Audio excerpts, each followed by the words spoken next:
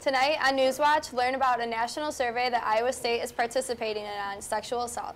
And this weekend is the annual football spring scrimmage. See what this season has in store during sports. After the astounding success of the Dark Knight trilogy, hear about how director Christopher Nolan follows it up in the 2014 hit Interstellar. I'll have more during Real Talk. And will we see some drier and warmer temperatures coming up in the next few days? I'll have more coming up after the break. This is Newswatch 18.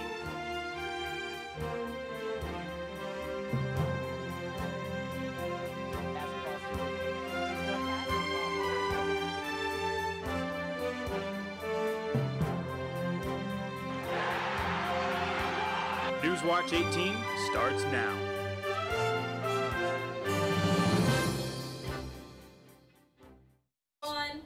Good evening and welcome to the April 8th edition of Newswatch. I'm Danielle Carpenter. And I'm Logan Murata. Thank you for joining us.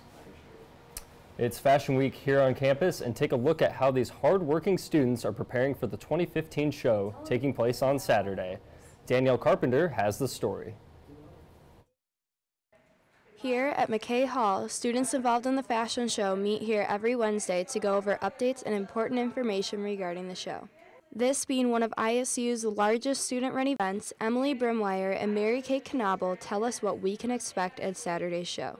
Expect a shock, because expect the unexpected. When you don't know anything about it, you're definitely going to be surprised when the curtain is up and the first model walks out. A lot of people don't know how big the show is. This show, with the theme as The Calm Before the Storm, is just one of the ways that these students get to show off their best work to everyone on campus. I think my favorite part is how passionate all the students are about the show.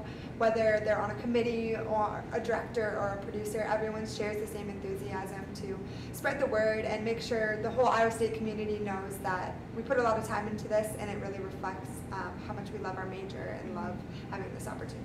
With the show just a few short days away, these students are putting in extra long hours to make sure everything is ready. How many hours? I can't even put an hour I don't know if I want to know. At least. We talk to each other probably more than we talk to our families at this point. because because things are picking up so quickly. ISU has one of the top apparel merchandising and design programs in the U.S., and this 2015 fashion show will not disappoint. I think one of my favorite parts is being a fashion school in the Midwest. We often get a lot of flack and people don't understand how that is even a thing. And when they come to the show, it's such a great representation of our program to say that, you know, we can pull off this professional event and we can do it better than some of the big cities can. Make sure you get all your information on these events for Fashion Week and buy your tickets now for the fashion show on April 11th on Saturday. For ISU TV, I'm Danielle. Sexual assault is taken very seriously here on campus, and as of April 2nd, ISU has provided a voluntary survey to every student regarding the matter. This study is conducted by the Association of American Universities. These responses would help bring new policies to promote a safer environment for everyone. This survey will be available to students until April 23rd and ensures that all answers will remain confidential. As the Greek community is getting many new additions, one of them is Delta Tau Delta House, along with Sigma Chi. Delta Tau Delta, is another fraternity that is building a new house. The size of the house will be nearly doubled to 27,000 square feet and have its member capacity increased to 64.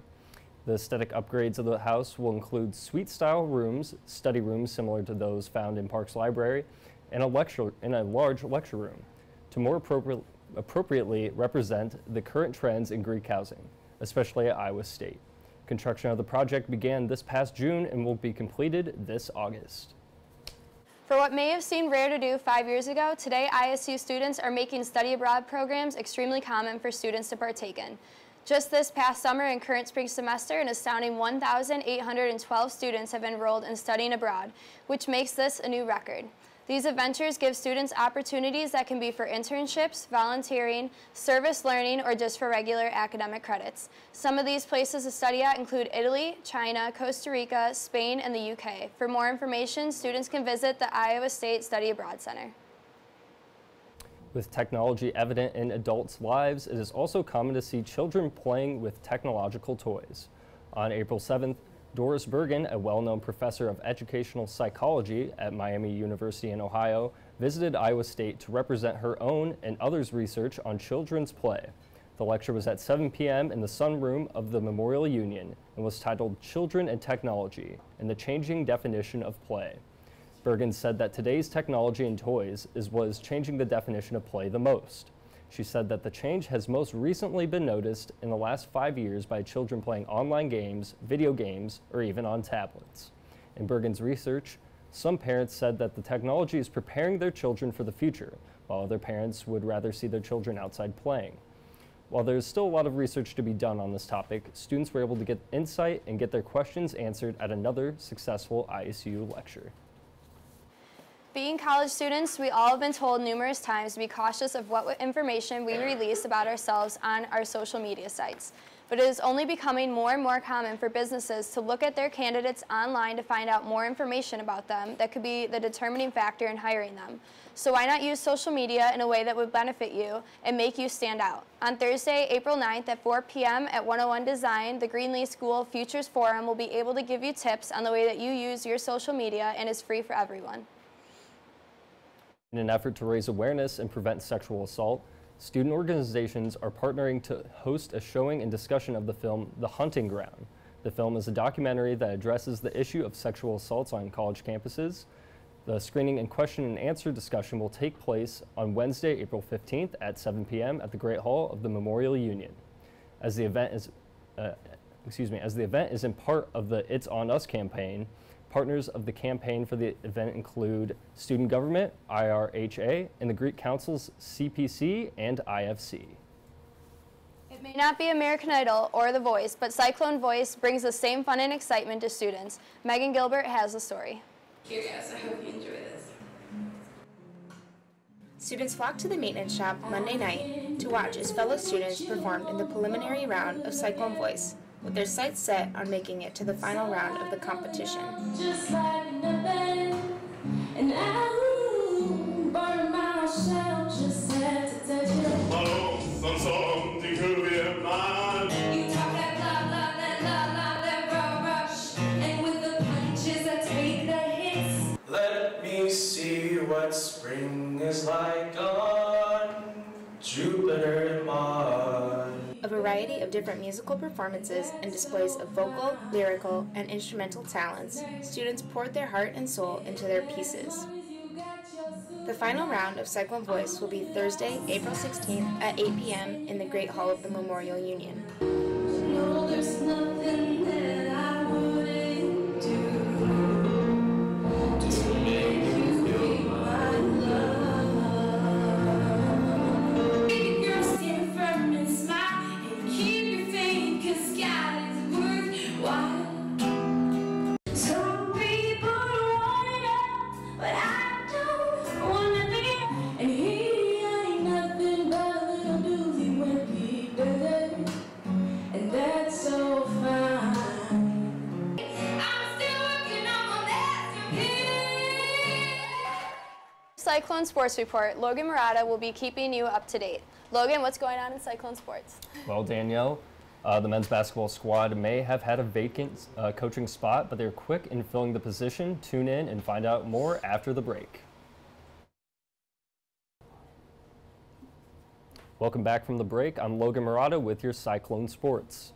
Now that the college basketball season has officially come to a close, the off-season is here, which means all kinds of chaos, whether it's recruiting news, coaching changes, or player transfers. And it seems like lately, Iowa State has been at the heart of all these crazy off-season change-ups. In the last show, I mentioned point guard Clayton Custer's transfer announcement, and now just recently, big-time recruiter Matt Abdelmassih broke the news on Twitter he would also be leaving Ames to take an assistant position at his alma mater, St. John's. So what does this coaching change mean for the Cyclones? Well, it could be a huge factor in nailing five-star recruit Cheek Diallo, who is also considering St. John's. Not only that, but within a week of the coaching change, Iowa Western Community College transfer Darian Williams was granted his release from the team before even playing a single game in an ISU uniform. Williams never confirmed that his desire to leave the team was linked to Abdelmassih's move, but rather said it was something he just had to do. Regardless of the reason, this now gives Coach Hoiberg a fourth scholarship to fill for next season. And as for the coaching void, within 24 hours, Hoiberg was able to fill the position with a familiar face. Former Iowa State recruiter and Washington Huskies assistant coach, T.J. Otzelberger. Otzelberger was an assistant with Iowa State for 7 years under Fred Hoiberg and former coach Greg McDermott. Otzelberger has a strong recruiting link with the Milwaukee area, which brought in transfers such as Jamil McKay, Dustin Hogue, and Deontay Burton. But he is best known for his involvement with the recruiting of other ISU stars like Royce White, Craig Brackens, Melvin Edrum, and George Niang. And with only a few more Iowa State sports still going for the rest of this year, it's a tough time for sports junkies like myself. And if you want to relieve some of that tension, you can get a first look at the Iowa State football team this Saturday during their spring scrimmage. The game will kick off at 11 a.m. at the construction zone that is Jack Trice Stadium. The Cyclone Gridiron Club will also be holding a pregame tailgate, which will include food and live music. Admission to the game and the tailgate are free to the public. And that's all I have for this edition of Cyclone Sports. So we're going to toss it over to Sam. Can we hope to see some of this rain turn into sunshine? Fortunately, yes, we will see this rain turn into sunshine in the next few days. I'll have more coming up after the break. Hello, everybody, and welcome back to this edition of Newswatch. I'm your meteorologist, Sam Gabrielian, for the night. Let's take a look at your clouds and radar today. We had a pretty wet and dreary day out there. We started out pretty cloudy. We had a cell pop up in Ames. Another cell that popped up later on. You'll see it right about there. Dropped some hail earlier today around the 2 o'clock time. Kind of interrupted things, but other than that, we just had a lot of rain and clouds lingering around. What's ahead? So we have scattered storms in the forecast tomorrow once again. April showers with that as well, and then a weekend warm-up. We got that planned Friday on into Saturday, which is the good news. Highs today, we saw pretty warm temperatures popping up here in the southeast portion of Iowa. Didn't quite get to the main, heart of Iowa here. Ames was looking at 50 degrees for a high. Des Moines, dreary at 53. Davenport was the hotter spot of the day at 58. And then we had some pretty cool temperatures as you get farther out to the west there in Sioux City and Council Bluffs. Ames currently is sitting at 50 degrees with some cloudy skies. The sun has set. And we have wind coming out of the east at 8 miles an hour. And then the dew point's sitting around 50 and pretty humid conditions out there at 89%. Current winds, we're sitting at pretty high winds out there at Waterloo, 17 miles an hour out of the east-southeast. Davenport, pretty windy too as well. And then out here in the western portion of Iowa, we have a little bit calmer winds at 7 miles an hour. Current temperatures, we see Ottumwa at 54. Like I said, pretty warmer conditions out there in the southeast. Fort Dodge at 46, and then out here, Council Bluffs 48. And then as you make your way up to the northwest there at Sioux City, we're looking at 46 degrees. Clouds and radar, like I said, we had some pop-up rain showers actually popping up here in the last 8 o'clock hour here. Earlier in the day, we had some hit-or-miss showers here in the vicinity in Ames and Des Moines area.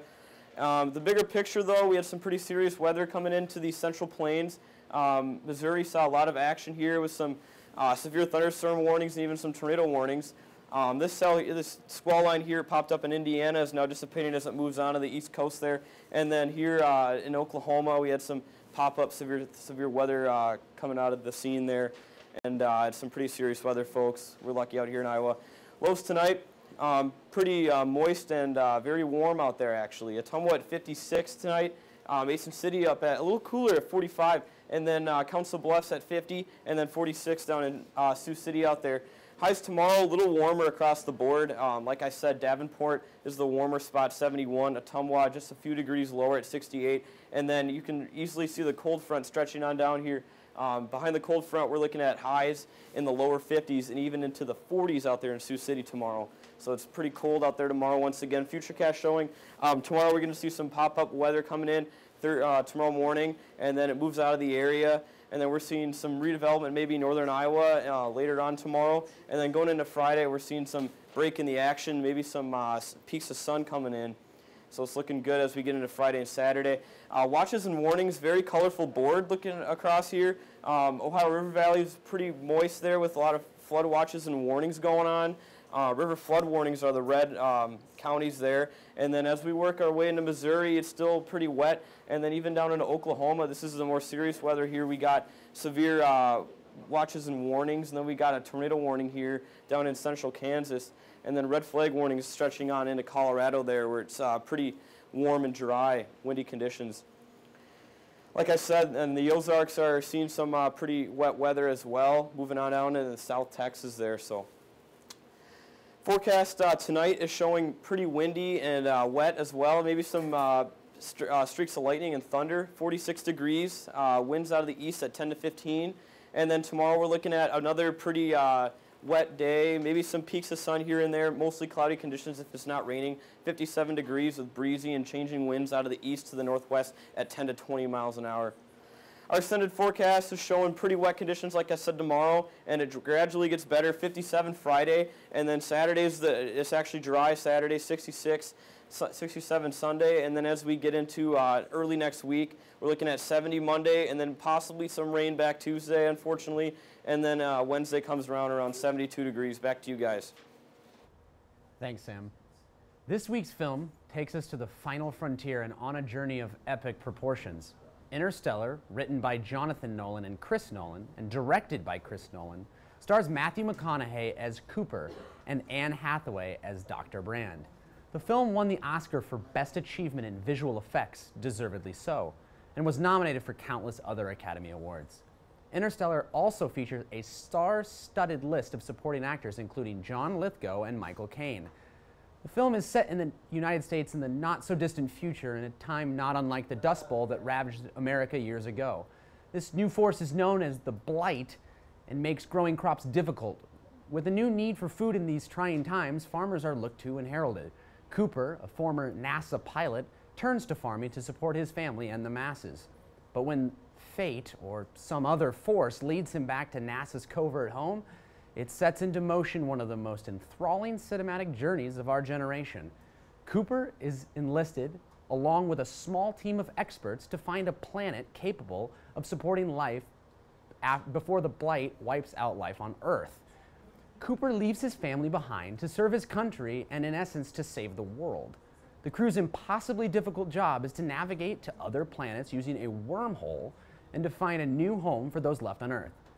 The views of space in this film are breathtaking and their journey enthralling. While I can go no further without ruining the film's mystique, I can assure you that this film is worth seeing. The score is undeniably unique and functions as a means of leading us through the film's entirety. The only qualm I have with Hans Zimmer's masterpiece is that it sometimes feels forced and uncomfortable while the characters are on Earth. That being said, it will be stuck in your head for days after the film. Its simplicity is beautiful. The moment that the group takes to space, the score becomes a sort of musical vehicle and fits the scene incredibly well. If you like sci-fi, you should see Interstellar. If you enjoy phenomenal scores, you should see Interstellar. And if you enjoy being challenged and confused in the best of ways, you should see Interstellar. Christopher Nolan and Jonathan Nolan have indeed created an instant epic and what will undoubtedly stand the test of time. I'm Seth Hansen, and this has been Real Talk. That's all for this edition of Newswatch. Tune in next week for more news and sports that matter to you. From all of us at ISU TV, have a good night, Ames.